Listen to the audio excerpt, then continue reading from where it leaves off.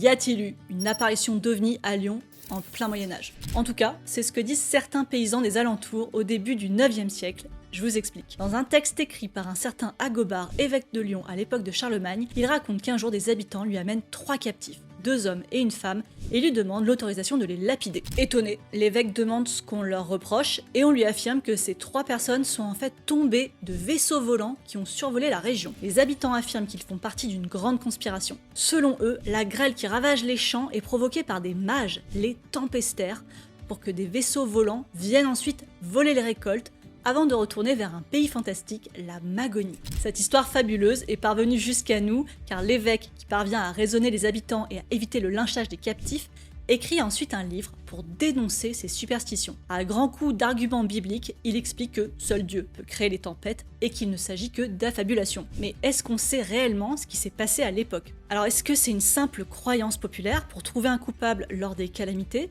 Ou est-ce que les habitants du Lyonnais ont vraiment été témoins d'un phénomène céleste inexpliqué? Peut-être impossible à dire aujourd'hui, mais ça a alimenté la rumeur chez les amateurs d'OVNI, et certains pensent que ce pourrait être la première apparition de l'histoire.